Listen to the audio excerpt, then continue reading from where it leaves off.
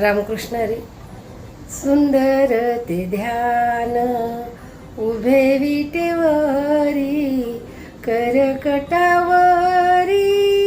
ठेवूनिया तुळशी हार गळा कासे पितांबर तुळशी हार गळा कासे पितांबर आवडी निरंतर हेची ध्यान